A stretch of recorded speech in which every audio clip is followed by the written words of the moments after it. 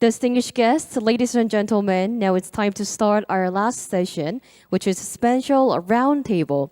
And today we will have in-depth discussion under the topic of navigating new and emerging security paradigms in AI-driven world. Once again, I thank you very much for your participation. And now, please allow me to introduce our moderators and esteemed panelists on the stage. First and foremost, Professor Xie Lan, Dean of the Schwarzman College and Dean of the Institute for AI International Governance of Tsinghua University, will be leading our session as a moderator. So please welcome our moderator with a big round of applause. Thank you, Professor. And we do have 7 panelists. First, please allow me to introduce His Excellency Mohammed Sharif, former Minister of State for Environment, Climate Change and Technology of Maldives. Please welcome him with a big round of applause. Thank you. Next to him, we're joined by Professor Landry Sinier, Executive Director of Thunderbird School of Global Management of Arizona State University. Please welcome him. Thank you. And next, we're joined by Professor Mihai Adrian Ionescu, Professor of Swiss Federal Institute of Technology in Lausanne. Please welcome our professor. And next, please allow me to introduce Dr. Gerald Epstein, contributing scholar of Johns Hopkins Center for Health and Security. Thank you for joining us today. Please welcome him. We're also joined by Mr. Bikram Sharma, founder and CEO of Quintessence Labs. Please welcome him. Thank you. We'd like to welcome Mr. Yusuf Trabali, CEO of Early Detection and Prevention Unit Africa and Executive Chairman of Allsight Africa. Please welcome him with a big round of applause. Thank you for your attendance. Last but not least, we're joined by Professor Lee Jae-jin, Dean of Graduate School of Data Science of Seoul National University. Let's welcome him. Thank you. With that introduction, I'd like to pass the microphone over to our moderator. Please lead the session. Thank you. Thank you, Ms. Chair. Okay, I think we have a very exciting panel on this one, on navigating new and emerging security paradigm in AI-driven world. Actually, I would say maybe we should change that AI-driven to fourth industrial revolution technologies, because we have such a wonderful panel covering so many different emerging technologies in the so-called fourth industrial revolution technology areas. Of course, I think the last session, I think was sort of like drilling a hole on the lid of the genie's bottle, and looking at one particular aspect. But this one, we are going to cover almost every aspect. We wanted to look at how various new technology, emerging technologies, will impact the security paradigm. What are the risks that this new technology development will bring?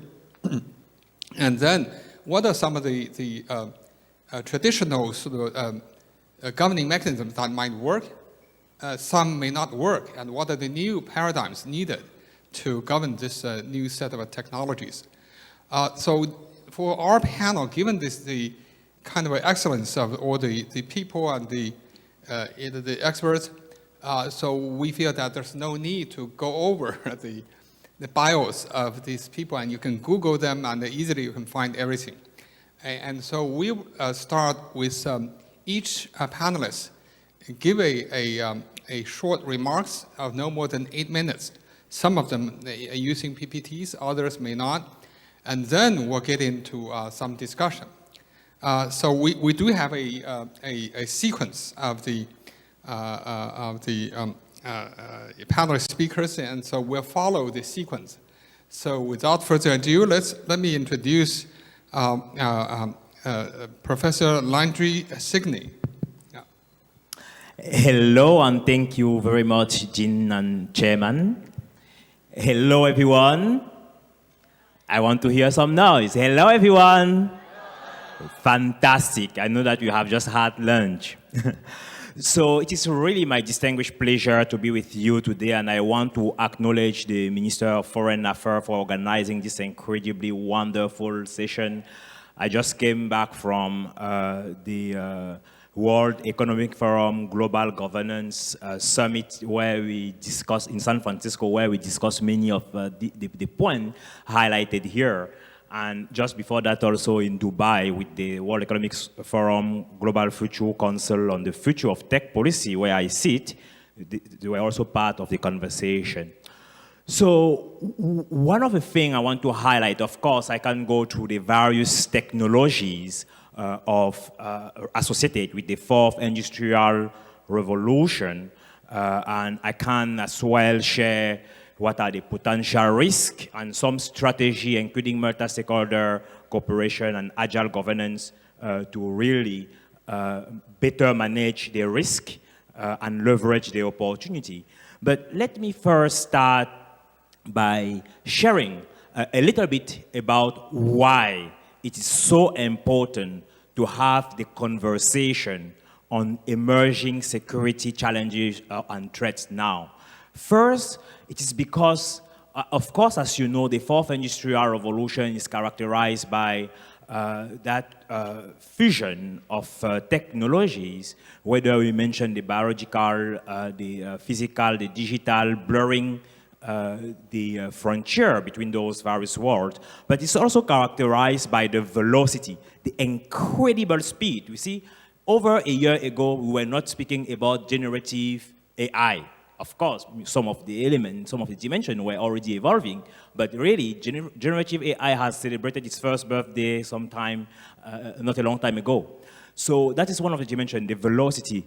The second is the scope. So virtually all the sectors are affected. So the incredible scope. So you cannot be out. Even if you are out, you are still in. So that's the second dimension. And the third is the system impact. So it affects both the specific dimensions of the system and also the system as a whole. So the various components of the system and the system as a whole. So with this comes a couple of key challenges. The first one is the pacing challenge. So the pacing challenge is the one related to speed. On one hand, we have the incredible speed of tech innovation, but on the other hand, we have a slow-moving process of regulation. So governments are not necessarily empowered or do not necessarily have enough resources to govern and regulate those technologies, especially when it comes to AI, generative AI, among others. So the second challenge is the coordination challenge. With the multiplicity of actors at the local, national, regional, global levels, but also across industries, so that brings another complexity in terms of managing some of those questions.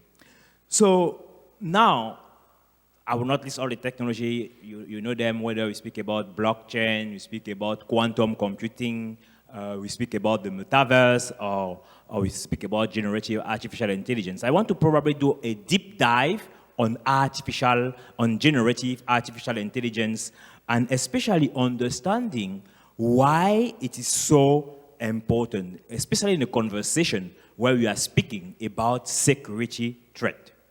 So the first dimension is really the potential weaponization of Gen AI. Let's say, for example, to create AI-driven weapons which could disrupt critical infrastructure. A test was completed. I was drafting a piece about cybersecurity, and the test was completed. And in a matter, especially in the global south, in a matter of minutes, it was possible to hack websites, including of interior ministries.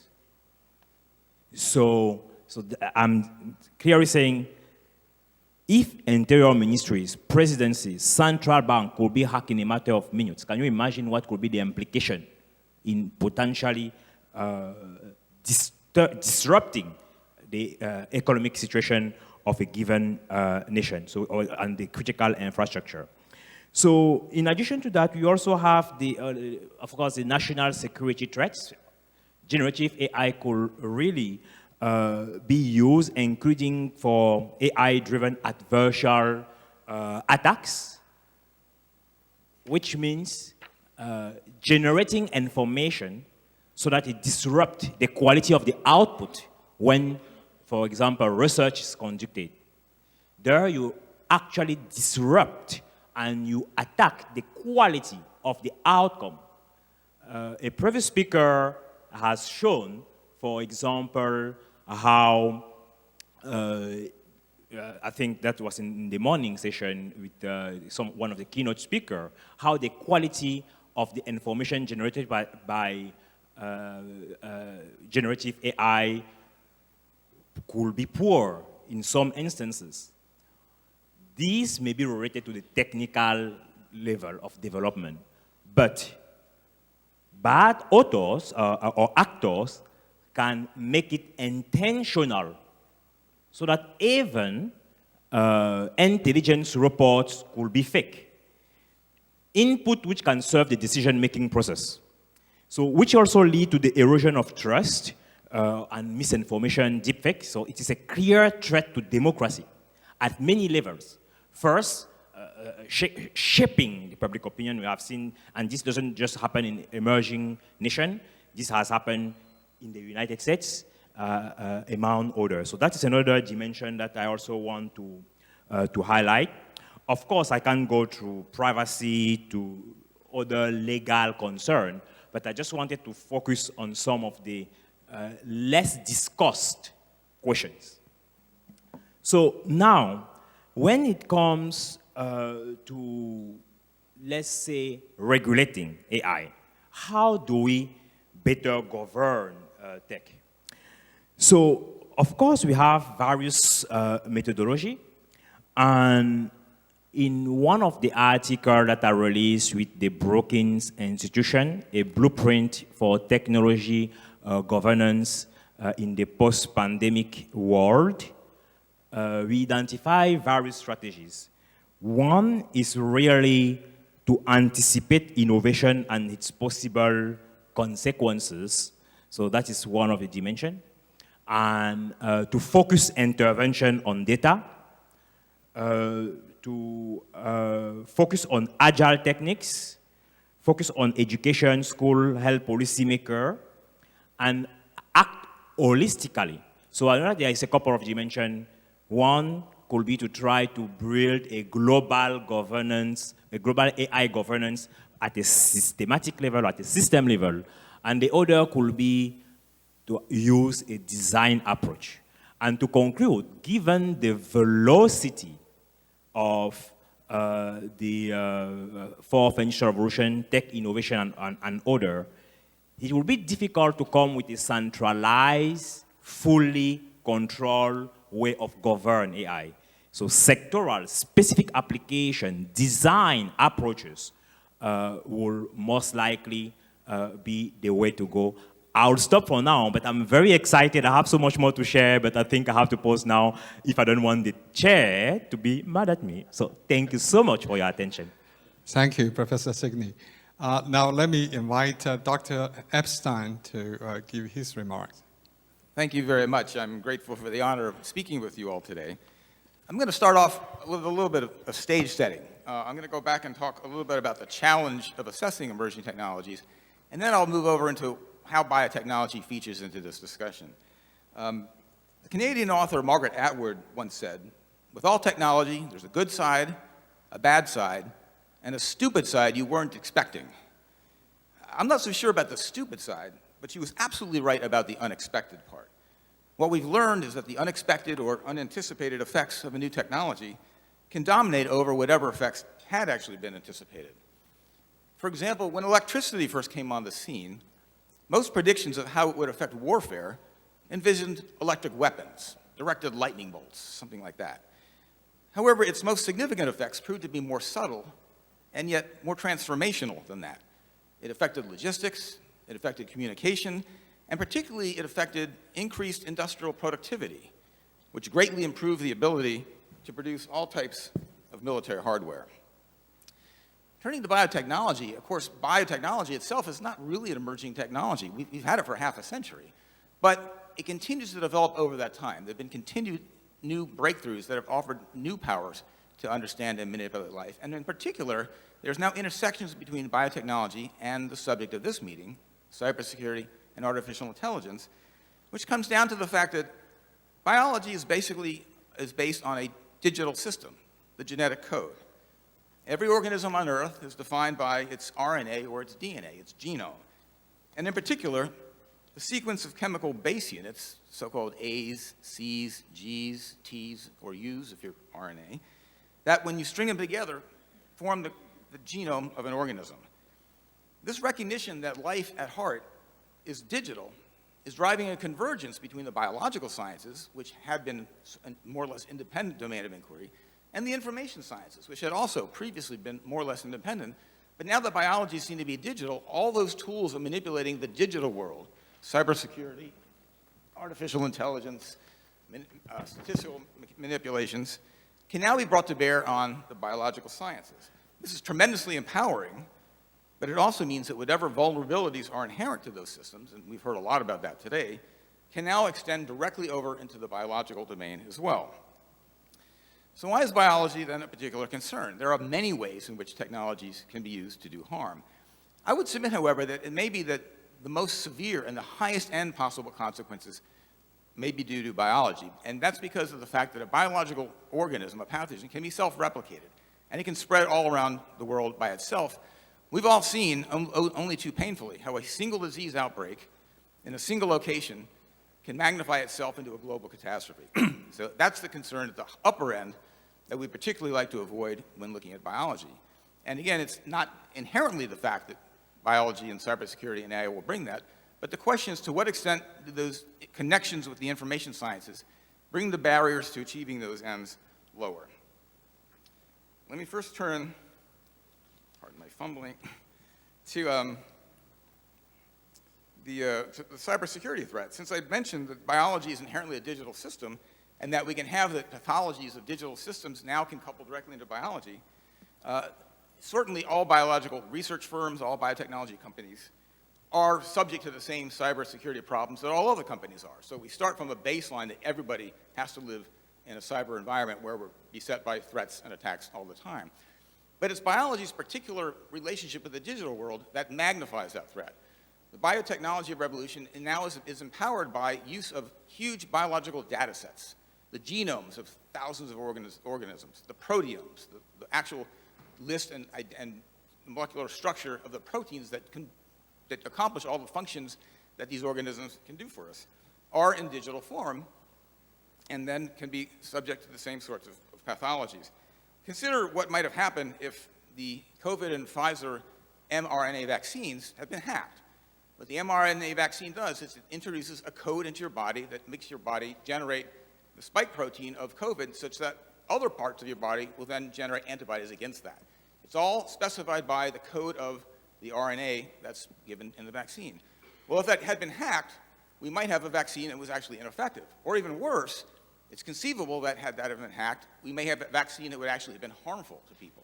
Now, rest assured, there are many, many safeguards that those vaccine manufacturers have implemented to make sure that that could not happen.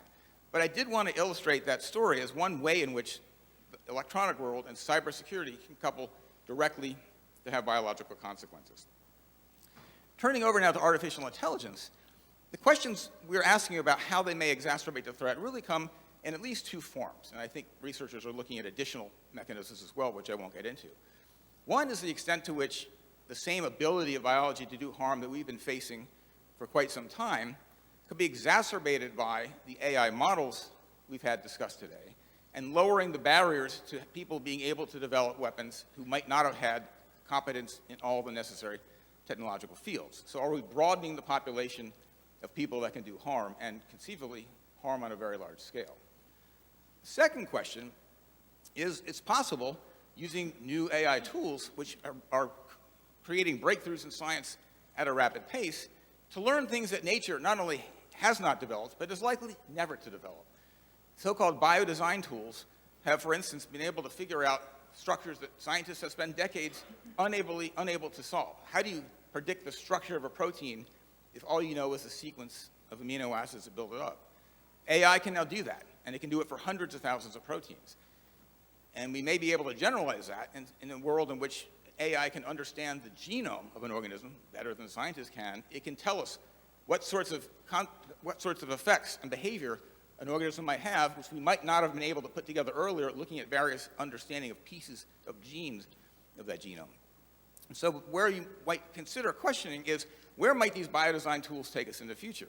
It's conceivable, although not impossible to predict at this point, that we may be able to specify the properties of an organism that someone, maybe for legitimate reasons, maybe otherwise, would want to design, and that tool will then give you the genome and let you build the organism to do it. You're not limited to whatever nature happened to have. Nature has come up with some pretty serious disease pathogens as well, but perhaps a tool like that could transcend the barriers of evolutionary processes and leap into new domains of the ability to do harm.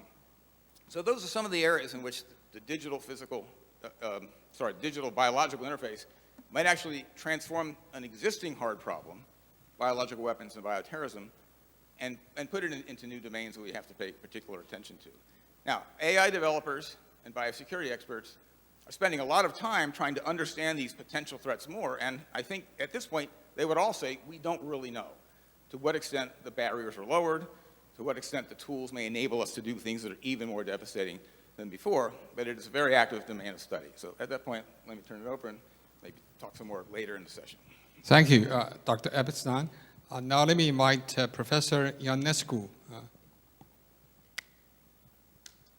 Good afternoon, ladies and gentlemen. I'm a professor in nanoelectronics. I'm an engineer. And as for my students, I prepare a set of slides to take you through a quick ride to explain why I consider that artificial intelligence and emerging nanotechnology are highly linked, and that their challenges, threats, and opportunities should be addressed all together. The community I come from is responsible for the creation of the most abundant artificial object fabricated by humans. Orders of magnitude than the 400 billion stars in the Milky Way. And this is the transistor. We have fabricated till now 10 power 10 more transistors than stars in the Milky Way. And this is the reason AI is possible today. And these are fabricated by semiconductor technology, a domain in which South Asia is one of the leaders. And semiconductor technology is a strategic technology for humanity. We are able today, based on the prediction made by one of the founders of Intel, Gordon Moores, to fabricate more than 100 million transistors per millimeter square, all operating without error for more than 10 years. So why some people are saying that there is an end of Moore's law and this is a victim of the success of this technology? So first, there are two things we have to address together with other challenges posed by AI. First, this type of technology has been designed for performance. So I'm going to talk about big brain technology, which are the data center, when we process all the high-performance computing, where AI is computing, and which is consuming today around 3% of the global scale energy. And this is going to increase exponentially in the coming year with the rise of AI. Second, some colleagues today mentioned about Internet of Things node. This is a technology that we are deploying, and is predicted that by the mid of this century, we'll deploy near 1 trillion IoT node, each generating thousands of times more data that we are processing today in the zettabyte era. So this is data consumed by machine, by AI. How we can make this sustainable? And the first thing you have to note is the way we process information is edge to cloud. So we have to have a vision edge to cloud for all the threats, for all the risks, for all the challenges, and talk about technology for big brain and tiny brain at the edge. Now, what alternatives we are offering today to tiny brains to intelligence of the edge? My colleague before us talking about biology and inspiration from biology.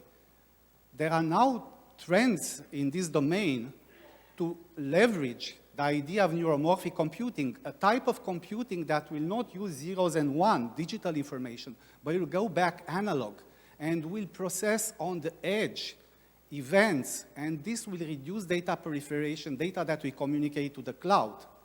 So working with Spike instead with digital signal. This type of technology is now available. We are bringing on advanced digital CMOS platform, new type of functional oxide, 2D materials that are able at nanoscale to do what neurons and synapses are doing. And what this is generating a concept that is intrinsically related to AI, the concept of digital twin. We are able today to create digital replicas of system that are using real-time data in order to make predictive projection. And people are using that in order to build digital twins of cities like Singapore is doing. Optimization of management of a country will be done by a digital twin of a country. Digital twin of processes, of product. Digital twin of battlefields. And digital twin at the end of all humans. That is a positive thing, is a thing that will let us to go from reactive and sustainable healthcare to proactive healthcare. AI and nanotech are working hand in hand for that. Understanding, quantifying, being able to forecast prediction that will create transformative changes in all the fields of the earth. Now, let me go on the nanotechnology of big brain. Nanotechnology of big brain, it's about quantum technology. Quantum technology is essentially a cryogenic technology, not yet something you will put in your pocket. It's based on the idea of quantum bits that are using information in superposition at the same physical space, at the same moment in time. And these qubits can compute by entanglement simultaneously extremely complex tasks that are untractable by classic computer. So when you think about 2 power n with the n of qubits of the order of 300, this is more than the number of atoms in universe. And expectations are huge in terms of cybersecurity, quantum modeling, financial modeling, and new drug discovery. This is not only about the qubit chip, it's about the whole technology stack. It's about practically the algorithm, the architecture you will put on top of it. But nanotechnology is the key enabler of a scaling computer that will address quantum supremacy. What does it mean, quantum supremacy? We'll be able, in our times, to compute tasks that will require tens of thousands of years otherwise. There are many opportunities related to quantum technology and this big brain, but I will cite the first one, the exponential AI speed up. This is something that is beyond what we are doing with ChatGPT today. And you can read the other, I will not go through all this, but again, we can do much better AI, exponential AI, and even enable a future type of metaverse in the future. There are many risks altogether with these challenges related to cryptography risk. A quantum computer can also address any type of encoding algorithm and even break factoring encryption method.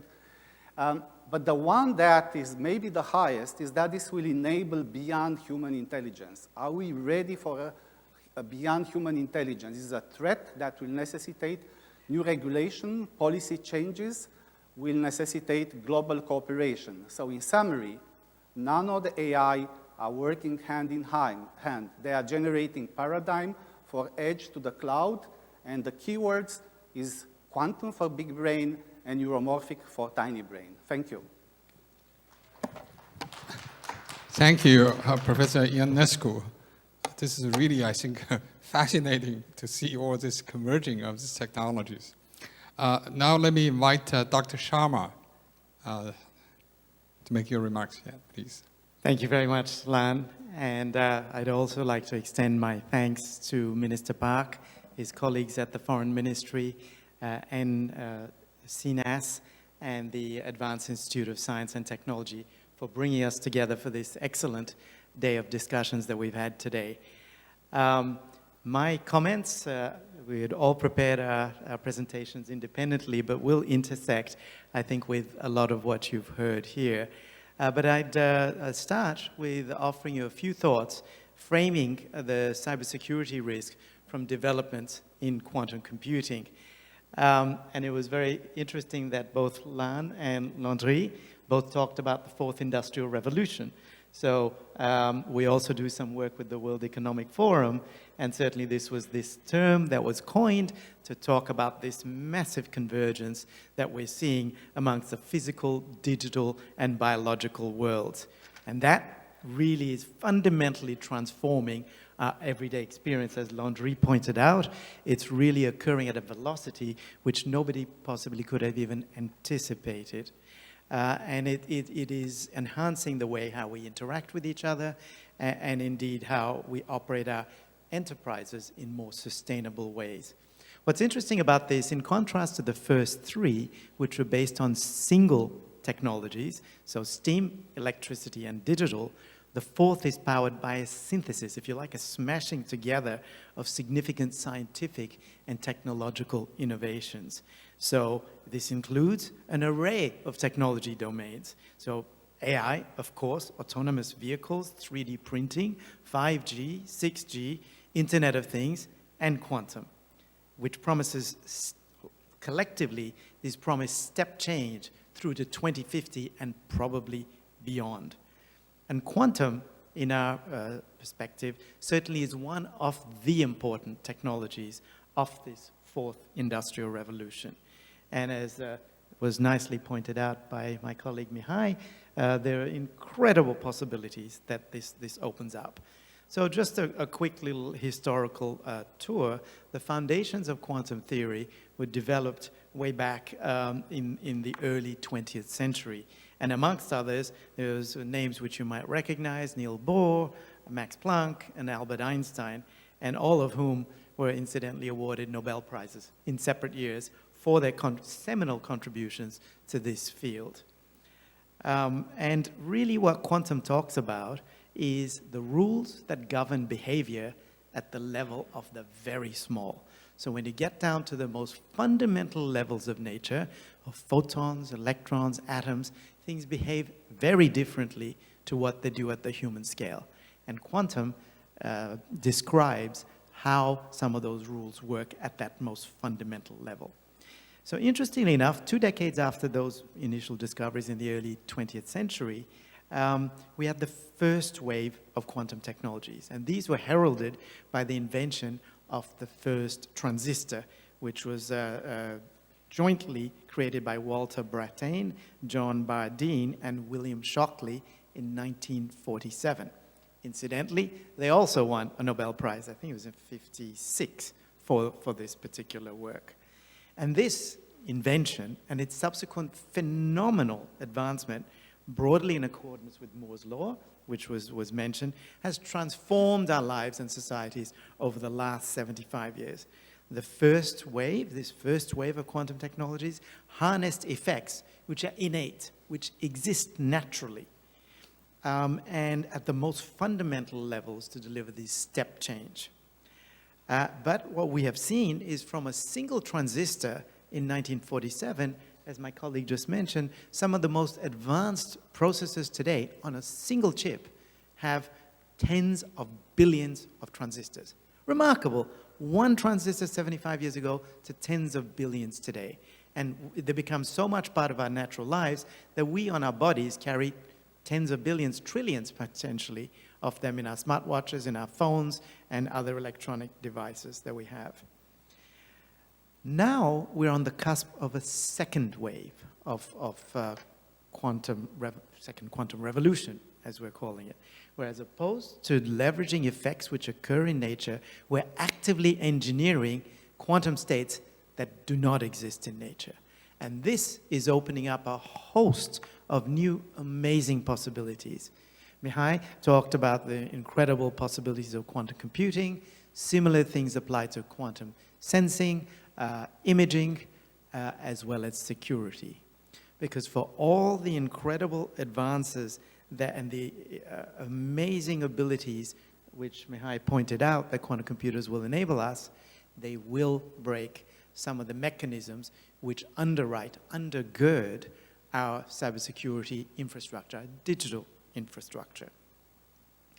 And if we look at exactly sort of how that works and looking specifically at quantum computers, as Mihai mentioned, they operate instead of on bits, on a fundamentally different unit. It's called the qubit, and somewhat oddly, and we talked about biological bits, where you could have multiples, but in a quantum bit, you can have in one qubit a 0 and a 1, and any state in between at the same time. Now, this is quite confusing because there's nothing at the human level which mimics this. So we just have to accept it, and tens of thousands of experiments have shown us that at the quantum level, this is what occurs. But the effect of this is, as Mihai pointed out, every time you add a qubit, it exponentially, it doubles the power. And as we saw, once you get to a power of 200 qubits, that is just remarkable, the capabilities that open up to us at that point. But what that will do is its cryptanalysis capability will imperil the very foundations of cybersecurity. And this comes in a context, as we've heard throughout the day, of exponentially increasing cyber threat. It's composed of capable, well-funded cyber criminals and state and non-state actors. And this current asymmetry in the cost of launching attack and the potential gain from that means that those that wish to do us harm are very well incentivized to do this. So an adversary equipped with a quantum computer at scale, which is also known as a cryptographically relevant quantum computer, will challenge the verification of authenticity, which is so critical. When I go online, there are a whole suite of technologies that assure me that you are you. If that is broken, the very basis of our e-commerce will be impacted. And similarly, it will break many of the mechanisms that we use to protect secure information exchange. And, well, what is the timeline for this? There is a very interesting report from a group called the Global Risk Institute in Canada, and it suggests that for most organizations, the risk threshold will cross a level of comfort within the 5 to 10 year time frame. It's difficult to predict exactly when that quantum computer will come because it needs lots of scientific and engineering innovation, but the risk level is more than likely to cross there. But there's two things to consider about as you move to protecting yourself. One is the time to transition. For all of you that work with large enterprises, it is a multi-year journey to transition your systems, your critical infrastructure, across to being quantum resilient. Probably 5 years for larger systems. And the second is about a report that came out from Booz Allen that was pointing out of adversaries that are capturing sensitive information collected today, protected today with encryption, that will likely be broken within the useful lifetime of that data. It's called the harvest now, decrypt later attack. So those two can guide you a little bit about it. And in the conversation will come up, there are two mechanisms that can be used to address this. One is post-quantum cryptography, and the other is quantum key distribution. And what we really need to think about is taking timely action to see this threat, which clearly we can foresee, so that when that event arrives, we're well protected from the risk. So a few other items to share, but I'll leave that for the discussion. So thank you, Lan. Thank you. Thank you, Dr. Sharma. Now let me invite Dr. Travely to make his remarks. Thank you, Mr. Chairman, and thank you with the Minister of Foreign Affairs for having me here. So I have a couple of slides which I would like to share with you. First of all, I think it's very good to be one of the last speakers because it will just build on what the others have said. Can I have my slides?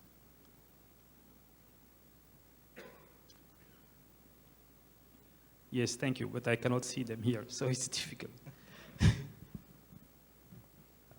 Voila. Okay, thanks. All right, so I'm very happy that actually emerging technology were already presented broadly. So, I mean, thank you for presenting the digital one. And then also the presentation on the biotech was very good. So I just have to complement this list. But what I would like to say first is that I make the distinction between emerging technology, digital emerging technology, but also environmental emerging technology. I think this is very important. We have been focusing a lot on digital emerging technology, but I think for the developing country perspective, it is extremely important to also consider the environmental emerging technology. So this first slide is quite compelling. If you look at national AI policy mapping across the world, you see the maturity level of the African continent. So today we have less than 10 African countries which are equipped with national AI policy. So that's a major challenge. The second thing that you see if you look at data and data strategy, you see that the data economy is also barely emerging. So we have, again, less than 10 African countries with a national data policy or strategy. Now, the second thing is that policy, strategy, and vision is one thing, but when you put those in place, you also have to make your institution evolve and modernize to adapt to those new policies. And this is happening at a very low pace in Africa. The second thing that you see is that the speed of developing those strategy and those policy, it takes typically 2 to 3 years to have a national AI policy developed and adopted. So this is just to set the stage of the discussion. And one of the speakers in the previous section spoke about regulatory collaboration. And actually, there are not more than 10 African countries that are ready for this type of collaboration. So that's already an issue for the developing country from the starting point. So we are not ready to collaborate on the global stage. Now, having said that, what is the consequence? The consequence, if you look at the different sectors, so on one hand side, you look at the digital, let's say, technology. On the other hand, you look at the environmental technology. So we need to harness both technology with the fourth industrial revolution. In terms of readiness, so you can look at the preparedness, access, and use.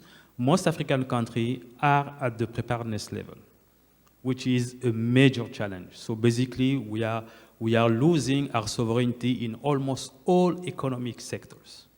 So if you are not sovereign, automatically you are in a position where you are at faith in all cases. That's number one.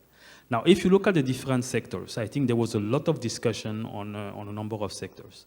Infrastructure, as was discussed, the digital infrastructure is a key asset.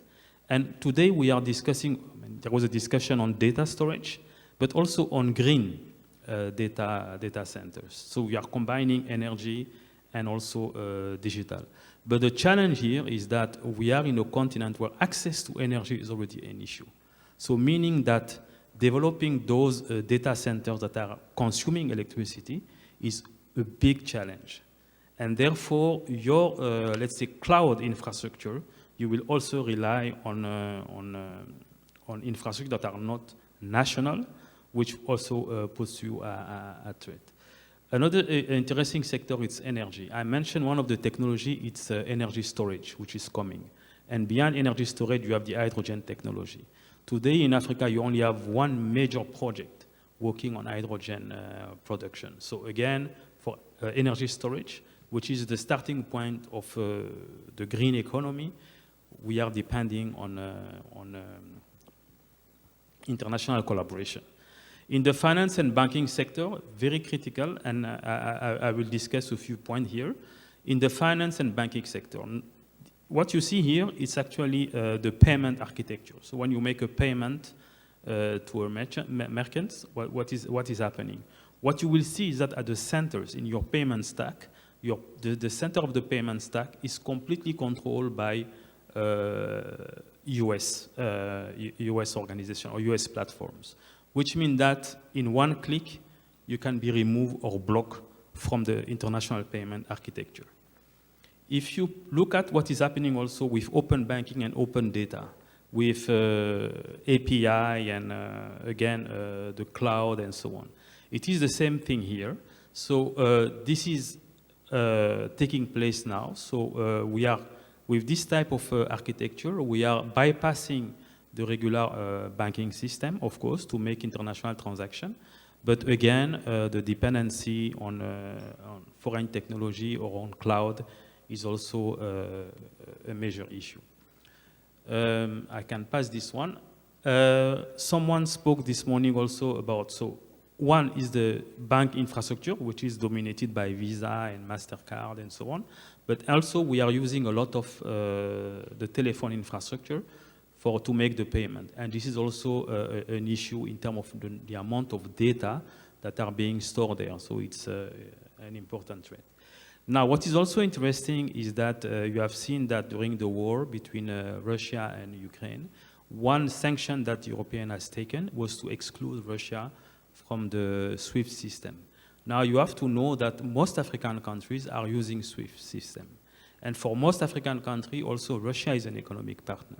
So basically, it is this geopolitical issue has an indirect consequence of the ability of African countries to transact with some of those, some of their partners.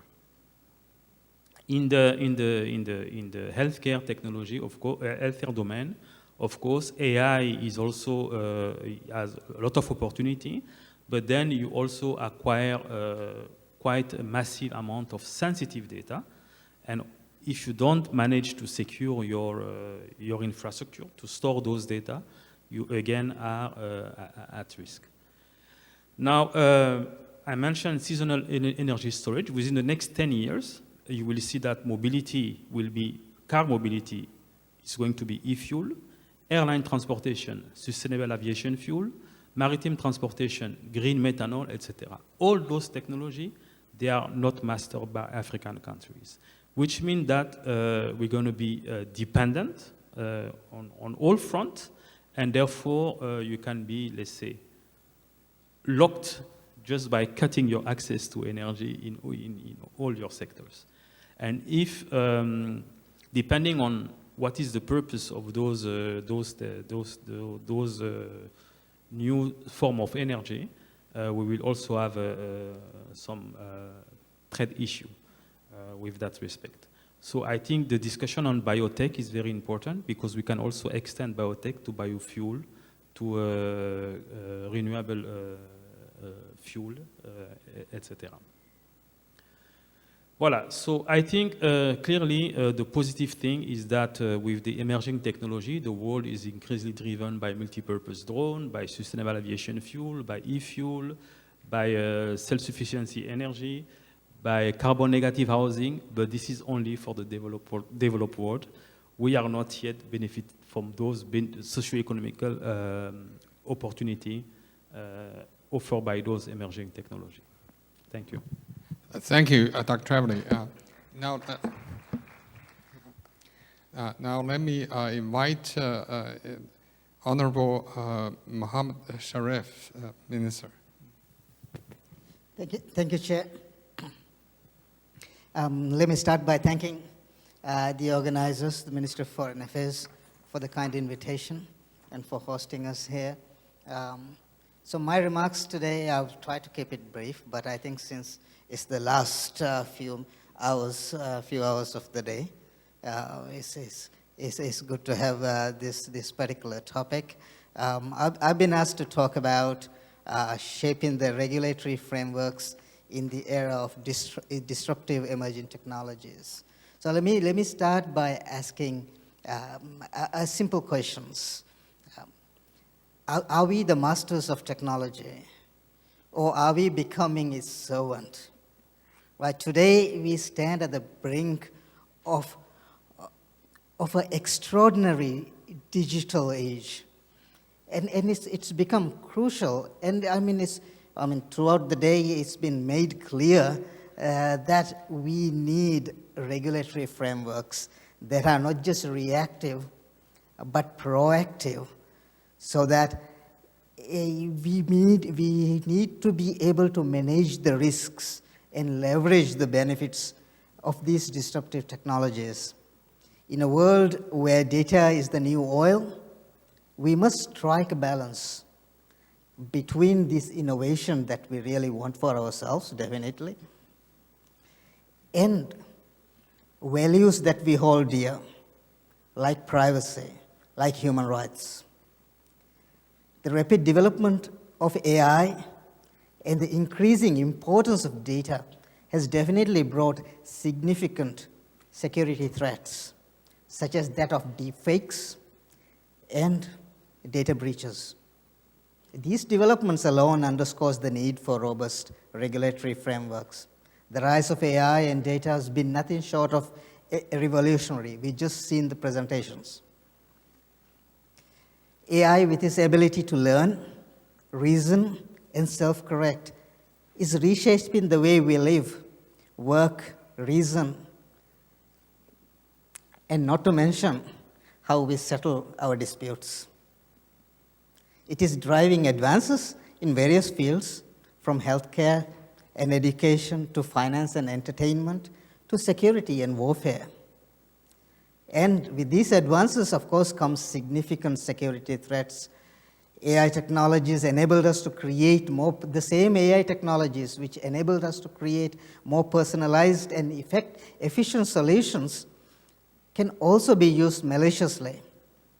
For instance, generative AI deepfakes have become a tool for spreading disinformation, posing serious threats to our geopolitical information security. Moreover, in this data-driven world, data breaches have become a common occurrence, putting personal and sensitive information at risk. The increasing reliance on data for decision-making and the lack of stringent data protection measures have made data breaches one of the most pressing security issues of our time. As AI continues to reshape our world, are we prepared for the ethical dilemmas it brings? Human rights and ethical concerns have taken center stage at the context of AI and data-driven technologies. Robust regulatory frameworks should not only protect individuals' privacy rights, but also address the human rights implications and ethical implications of these technologies. As we increasingly rely on technologies in our daily lives, vast amounts of our personal and sensitive information are being collected, stored, and processed. This has led to a heightened risk of privacy breaches with potentially severe consequences for individuals and our societies. Moreover, the ethical implications of these technologies cannot be overlooked. The use of AI and data-driven technologies raises important ethical questions about consent, about transparency, about fairness. For instance, do individuals really know and understand how their data is being used? Are these technologies being used in a way that is fair and equitable? In a way that protects our human rights? And importantly, who is accountable when things go wrong? So in shaping regulatory frameworks, it is crucial to strike a balance between innovation and privacy, between benefits of these technologies and the need to protect individuals' rights. This requires a proactive and collaborative approach involving all stakeholders, governments, the big platforms, businesses, civil society, and us as individuals. As we navigate the new and emerging security paradigms in the AI-driven world, privacy, human rights, and ethics must be at the forefront in our discussions and actions. Only then can we ensure the benefits of these disruptive technologies are realized while minimizing the potential risks and harms. Proactive regulation will be key.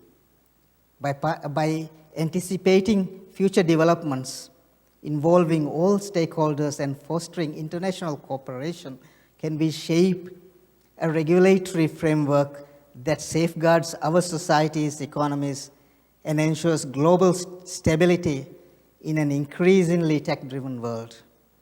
Proactive regulation involves anticipating the future, and preparing for them in advance. It requires a deep understanding of the technologies in question, and so comes in the participation of scientists. Their potential applications and associated risks of these technologies.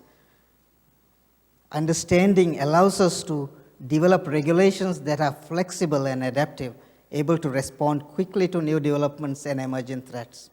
However, proactive regulation is not solely the responsibility of governments.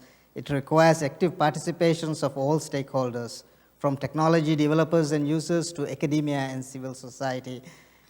By fostering collaborative approach, we can ensure that all perspectives are considered and the resulting regulations are balanced and effective. Moreover, proactive regulation must be underpinned by international corporations. We've heard before this morning and again the global nature of the digital world, that security threats are not confined to national borders. Therefore, international cooperation is essential in developing regulations that are globally applicable and effective. It is our hope that through collaboration and knowledge sharing on the potentials and pitfalls of new emerging technologies, nations can work together to create proactive solutions to safeguard our individuals, societies, economies, and bring about global stability. This is not just a challenge today, but an opportunity for us to shape a future where technology serves humanity and not the other way around. Thank you for attention. Well, thank you, Mr. Sharaf. And now, last but not least, let me invite Professor Jae-Jun Lee of Seoul National University. Okay, thanks, Professor Su, and thanks, previous panelists, for listing up important bullet points. And I'm a professor in the Graduate School of Data Science at Seoul National University, and I belong to computer science engineering 4 years ago, but now I moved on to data science department, and I'm working on high-performance computing and supercomputing, and currently I'm working on, in that field, I'm working on AI platforms and quantum computing. And I'm a leader of the government-funded engineering center for optimizing hyperscale AI models and platforms. So I thought about the current situation of generative AI and the kind of things, and I will emphasize 3 things here. The first is there are too many threats.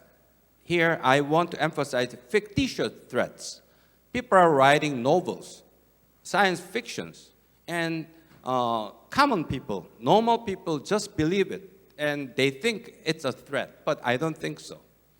The original definition of artificial intelligence is implementing human-level intelligence by using computers or other methods. But we did not reach that level yet. So what I mean is that just we implement mimicking 3%, even less than 3% of human intelligence right now.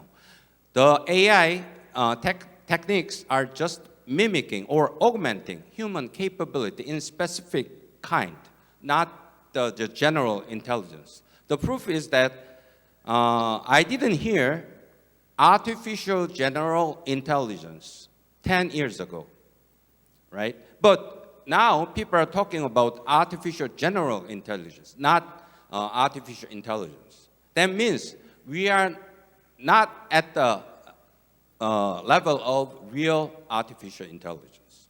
Okay, don't worry. We worry too much. So there are 2 positions about this, doomers and boomers. Maybe you heard about that. Doomers think human beings are doomed by AI techniques, okay, technology. And boomers are in the position that human beings will be proliferated by AI technology. I'm a boomers, sorry. I'm a boomer. And I think we worry too much. I mean, to remove that kind of position or worriness, we need to understand the technology well, not writing fictitious novels or scientific fictions. Okay, that's my opinion about this. People are saying AI will replace human positions, but I don't think so. AI will augment human capabilities. And you can treat AI technology as a computer. Okay? You are using computer and you augment your capability. Actually, I mean, there are increasing number of occupations that prepares for what the fictitious threats, right? We are preparing for how do I put it? Some empty things, not the reality. Okay, so there are some threats, real threats, but we can handle them. So the second bullet point here I want to say is that the level of threats of AI technology is the level of atomic bomb. Did you see Oppenheimer? Did you watch Oppenheimer movie? How many? Raise your hand. Okay, good. There are some, right? So actually my undermajor was physics, and we talked about at that time what is the ethics or moral position to think about this Manhattan Project. What is the effect? That kind of thing. But we concluded that it's value neutral. There's no correct or incorrect answer to that. It's just a positioning thing. If you like it, you like it. If you don't like it, don't like it. That's it. There's no correct, incorrect thing. Same thing here. I don't think the threat of AI technology, the level of threats, is higher than atomic bomb. We handled the atomic bomb well so far, right? By preparing for some regulations and that kind of things. Actually, the things are better than atomic bomb because we prepared it some regulations after the atomic explosion happened. But now we are not yet reached the human level intelligence yet. But still, even though we are in that kind of status, we are preparing for the threats, right? That's better position. So we need to list up real threats and then prepare how to handle them. Okay, that's my second point. My third point is that economic security, other than the USA. So AI technologies are monopolized by some US big techs. So that's, I think, a very important thing. So we need to develop better technology for small companies and startups, for other countries, so that they can get into the market, right? Right now, the AI technologies are consume a lot of resources, electricity and huge server resources. If you don't have any capital, big capital, then you cannot get into the market. So we need to develop better technologies so that lots of people can get benefits from that kind of technologies. Thank you. That's it. Okay, thank you. Thank you, for, Professor Lee, for we are all the doomers, and finally now we have a boomer here that balance our discussion. Before we get into discussion, I wanted to say that what a tour de force of the various kind of fourth industrial revolution technologies you've given. I think given the presentations we've already had, I think there seems to be three sets of policy challenges that we're facing.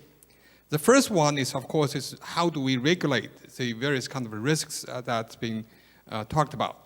The second, I think equally important, is how can we actually promote the diffusion of technology to make sure that the technology can benefit globally, fairly and globally. I think that's the second. And the third, I think more specifically, is how actually international collaboration can help and can facilitate the, guarding the risks and also promoting the benefits. So I think that's this kind of three sets of issues that maybe we can focus in our remaining time, very little time remaining. So now let me turn to the first question to Professor Signy. In the context of the discussion, how should global tech governance system can evolve to meet the urgent need for regulatory clarity in cross-border data and technology sharing? Thank you very much for this extremely important question, but please allow me, I fully agree with your very positive assessment of the prospect of AI, because when we typically speak about emerging technology and AI in particular, people will tend to look at the risk and not necessarily at the opportunities. But of course, AI and other technologies associated with the fourth industrial revolution really provide the world and the global south in particular a unique opportunity to be leveraged for economic development, health, as mentioned by Excellency, for example. So, and those points are discussed here in my most recent book, if you allow, Africa Fourth Industrial Revolution, with the foreword by Klaus Schwab, the executive chairman and founder of the World Economic Forum. So, and having said that, I want to bring a global south type of conversation, and that is related to governance as well, because in most of the global south, including African countries, when you speak about AI, for example, people will think about sovereignty, inclusion, ethics, revenue sharing, socio-economic development, bias, fairness, transparency, ownership, human rights, tech transfer, imperative to innovate and not just consume, resource gap to leverage those, to be included, not just in the policy-making process, but also in sharing the benefits. So again, to what extent could we be actually inclusive? Let me finish, because I know we are limited on time, but as you can see, I'm really passionate about this topic. But let me finish by referring you again to one. I'm also the executive director of the Thunderbird Fourth Industrial Revolution Global Initiative and a senior fellow at Brookings Institution. So I will refer you, and that is Siri, which is speaking to me in French. So let me refer you to the publication where you can look at the specific steps. The one I mentioned earlier as well, a blueprint for technology governance in the post-pandemic world that you can find freely also at the Brookings Institution website, where we explain the pillars of agile technology governance and multi-stakeholder collaboration. So I will stop there. Thank you. Thank you. Now let me turn to Dr. Epstein. You had quite a wide experience in the government, both at OSCP and Homeland Security. So I'm just wondering, drawing your lessons, from your government experience, what are the key lessons that we actually can be used to managing sort of the biosecurity risks? That's on the one hand, and also what kind of international collaboration that might help to facilitate the managing of those risks? Thank you for those questions. Let me back up a little bit. Before I think I can answer what should be regulated and who should do it, we have to understand what are the possible intervention points. Where might regulation actually make sense? And in looking at the risks from biology, it's not only the risk of a possible new weapon being developed, it's also the risk, as we've heard, of having the benefits of biotechnology not made available because we haven't either protected the firms that do it, their data has been stolen, their production, their engineered organisms have been stolen, they're not able to work, or we've put on an onerous regulatory regime that they can't tolerate with. The way that one can look at the risk of AI, there's a number of ways. One can look at the models themselves. There's particular models that use huge amounts of computing power and huge amounts of data. One can say, can we control the access to the compute power needed to make these models? And then can the models that then result be made safer? Can we limit the data they look at so they're not able to learn things that might be dangerous? Can we limit access to the models by saying these people seem to have a legitimate use, these other people may not? So those are the types of tools that we can consider, recognizing you have to understand who you might be excluding while you're doing that. Another set of controls is to recognize that data by itself cannot influence the real world unless it's turned into some physical object that can then, say in the case of a disease organism, propagate and cause harm. So we heard reference earlier in this meeting to the so-called digital to physical interface. And there, if you take a DNA sequence, some company has to turn that into a DNA molecule. And that company can apply tests. Is that sequence one that might be causing harm? If so, are the people who are ordering it ones that have a legitimate need for it? And we can think of applying, independent of what the AIs can do, we can look at that interface and say, are dangerous things happening there? In terms of potential constraint on the benefits of biotechnology and of AI, I recognize that we're in a realm where these fields are growing explosively fast, and benefits are manifesting all the time. The question for all of us is, if regulation is going to force a little bit of a slower growth rate, we might have a field that's growing a little less than explosively fast, but still pretty fast. So the question is, are you actually buying any security by implementing that regulation? If you are, I'm willing to pay that price. And on your words of international collaboration, let me look at more of the, maybe I'm restating things that have been said today, but why it's so essential rather than how one does it, because there's a lot of people who have more experience than me in having done it. It's essential for at least two reasons. One is we have to draw on the brain power of the whole world. And so if any one country is not tapping the international community, they're failing to do that. And second, we not only need their brain power, but we need their confidence and their buy-in in the solution. No regime developed by some small set of countries will have legitimacy if it's not designed in collaboration/cooperation/partnership with the broader global community. And so for both of those reasons, it's essential that we figure out how to do international collaboration. Thank you. Now let me turn to Dr. Travely. You've talked about the gaps in terms of in Africa, but also in many developing countries, the gaps in terms of catching up with these technologies. Now I think we know that UN has the General Secretary had the advisory body, on what to do with AI. So if you want to, if now you're asked to give some advice on not just regulating the risks, but how to promote the diffusion of technology, what advice would you give to the Secretary General, not Ban Ki-moon, but Guterres? I think the first thing is really to accelerate policy development. It has to be within 1 year. Accelerate policy development and institution reforms. And why is institution reform important? Because institution reform, cross collaboration between institutions within a country is embedded in institution reform. And it is this cross collaboration between institutions and government agencies that will foster the diffusion of technology.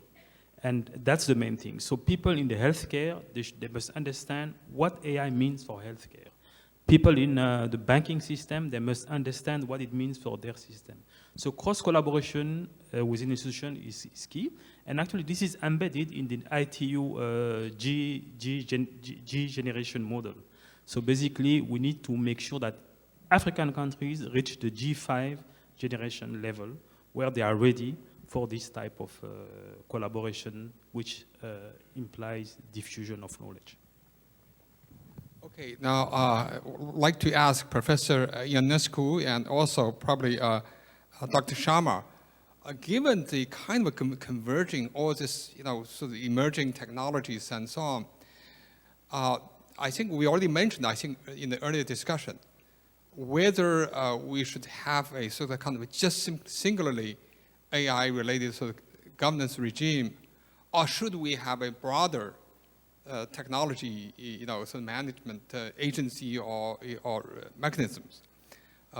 Particularly, I think you all mentioned about the conversion of this, the fusion of many of these technologies. So, in terms of developing the framework, what would be the choices we can make? Thank you very much, Lan. So I would concur with your assessment that treating AI as an isolated area, perhaps at this point, doesn't make sense because there are so many implications for it across the subject domains that we've all discussed this afternoon, and in particular with quantum, particularly the combination, as was mentioned by Mihai, of quantum and AI could be incredibly powerful. So to my mind, having organizations, institutions, indeed even regulations which cross-cut across some of these technology domains would be a holistic way and indeed the proper way to address them, because separating them out into individual areas, given the context of the fourth industrial revolution, to my mind, would not make sense and neither be effective. Okay, let me try to comment on that. I'm coming from Switzerland, a country that puts very high human values, and there is a reflection on this type of question just now. First, I would like again to state this reciprocal amplification that we foresee between nanotechnology and AI. And, you know, as from the point of regulation, we know that Europe in general, EU, was a pioneer in pushing regulatory aspect. On the other hand, we see clearly that we should have the right balance between regulation, anticipating threats, and avoiding jeopardizing innovation, keeping high innovation, and what could be the benefit from humanity. So this is where a balance between the two, I think, is the right thing to do at this moment. Second, looking back of some of the applications, someone was referring practically of the use or misuse. We see indeed that people are afraid that in this domain, auto-regulation will not happen. You will need to have maybe public-private partnership that addressing this point. And one of the key things, if you are looking just at the technology that I cited, digital twins, you will find that people are able today to address the 17 development goals to make them sustainable of the United Nations by the use of this technology. Why is that? Because this gives you kind of objective projection of adopting different scenarios and the different consequences of that humanity can derive based on data, based on AI, based on the tool that we have. So, which means a more democratized access to this technology in order to make all the humanity benefit of it. And I think this is the right way of doing it. Well, now let me turn to Professor Lee. I totally agree with you that indeed general public actually do not understand very much of the technology, and so often indeed, they were scared because they don't understand. But how do you make general public understand this whole set of new technologies? I think a lot of things that we may not understand ourselves. So what's the way to get people to understand this technology so they can actually have their voice heard, properly, rationally? Okay. Actually, it's very difficult. Easy question, but difficult answer, to answer the question. And I think common people are very sensitive to the media. And the media is first responsible for this kind of misleadings. So we need to educate the journalists or media to correctly transfer the concept technology. And the second thing is graduate school or undergraduate school students need to be educated well. Even they have some hallucination about this AI technology. So I think education is the first thing. Yeah. So one regulation may be to ask you as a professor to spend some time, like a half day a week, to talk to the public about the technology.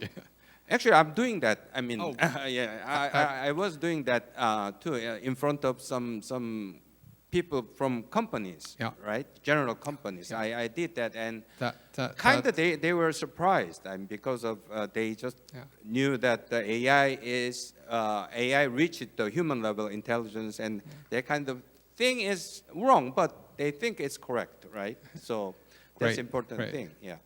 Now, finally, to conclude, let me ask Mr. Sharif that we've talked about giving the advice to the to UN General Secretary.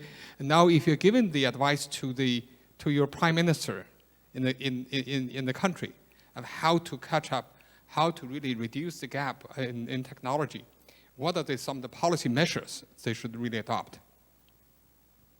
Thank you. I think I come from a small island developing nation. So we had to start from building digital citizenship. I think this goes also to the question that was asked just before me. And we talked about literacy. So I don't know if you know, there is something called the Human Development Index, which talks about literacy. But today we've got to talk about digital literacy, information literacy, and finally AI literacy. I think these are the key foundations. And this is not just for our scientists or our lawmakers.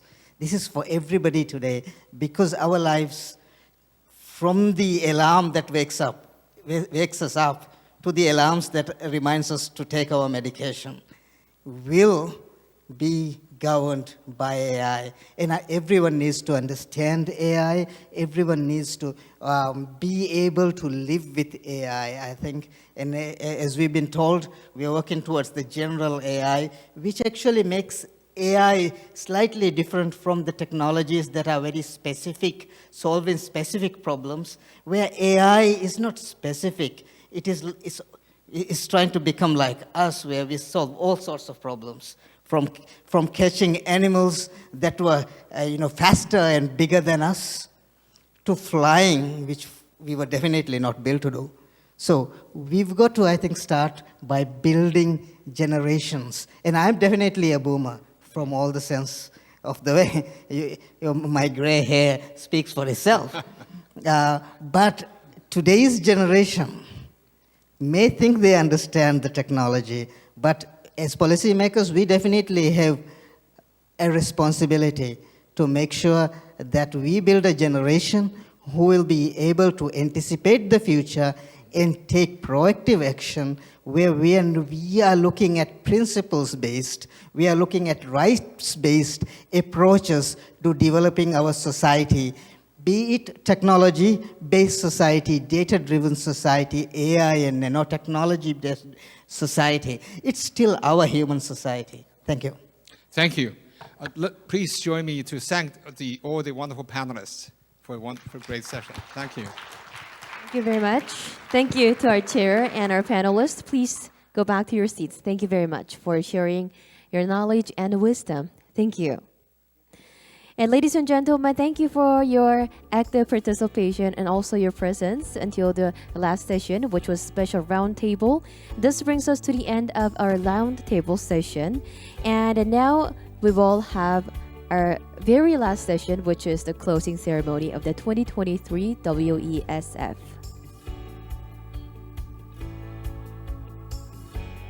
And ladies and gentlemen, today we started from the opening ceremony and we had 3 different sessions. And we shared our insights under the big title of Advancing Global Cooperation in Response to Security Threats in Cyberspace and New Technologies. We hope that our participants from online and both offline had a very meaningful time to share diverse wisdoms to cope with emerging security threats for a better, peaceful, and safer world. Thank you once again for your support. And now we do have 2 meaningful closing remarks here at the site. So please remain seated, and we'd like to welcome our 2 esteemed speakers. I believe we're now ready to invite our first speaker. Please allow me to invite Dr. Paul Charest, Executive Vice President and Director of Studies at Center for a New American Security. Ladies and gentlemen, please join me in welcoming him with a big round of applause. Thank you very much. What a tremendous day. I want to thank Minister Park Jin and the Ministry of Foreign Affairs for putting on a remarkable conference, and also for inviting the Center for New American Security to be a content partner for today's conference. I also want to thank all of the amazing speakers that we heard today, who came from all around the world in person and virtually to share their views on how emerging technologies are changing global security. We live in challenging times. There is war underway in Europe and the Middle East, heightened tensions in Asia and the Indo-Pacific region, security challenges in Africa and Latin America, and technology is creating new opportunities, yes, but also new risks. To manage these challenges, we must work together, not just despite our differences, but because of them. It is natural that nations will want to use emerging technologies to improve their security, but we must be careful. These new tools of technology are powerful, but also dangerous. If unchecked, hyper-competition will lead to hyper-destruction. The challenge before us is to come together to manage these risks, to reach agreement on how we can use these technologies, and in some cases to constrain them. The 20th century saw the introduction of new terrible weapons of mass destruction in the form of nuclear weapons. Faced with the dangers of nuclear proliferation and arms races, the global community came together to manage these risks.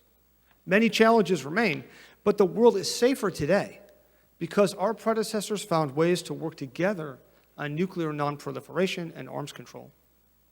And we must do the same for the technologies of today. We will not survive a world of unconstrained competition in AI, cyberspace, biotechnology, and other emerging technologies. We've seen in the past year a growing number of voices, including scientific experts on AI, call for a pause in the pursuit of some of these dangerous technologies, and for nations to come together to reach agreements to constrain them. We must rise to this challenge. We must come together to craft new non-proliferation and arms control agreements for a new era. The discussions today have been an important step forward, but there is much work to be done. The task before us is large, and we must work together to meet it. Our individual security depends on our collective security. Thank you again to the Korean Foreign Ministry, to today's speakers, and to all of you for joining us for an excellent discussion today. Thank you. Thank you very much. Please give a big round of applause. Thank you, Dr. Paul Charest, for that meaningful word, and also thank you for emphasizing global cooperation and partnership. Thank you once again. And next, it is my great honor to invite Mr. Lee Tur, Deputy Director General for International Organization of the Ministry of Foreign Affairs of the Republic of Korea. Ladies and gentlemen, please welcome him with a big round of applause.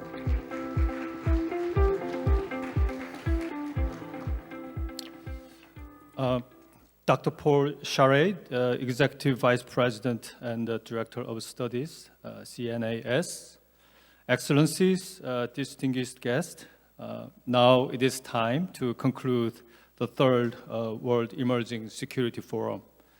On behalf of the host, Ministry of Foreign Affairs of the Republic of Korea, I would like to express my sincere thanks to all the speakers for their valuable contributions.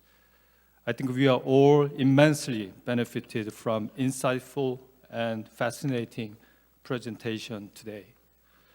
The discussion today has brought into clear focus that we should be alert to the imminent and evolving security threats and respond swiftly and wisely as well by drawing on our knowledge and expertise to avoid any undesirable scenarios.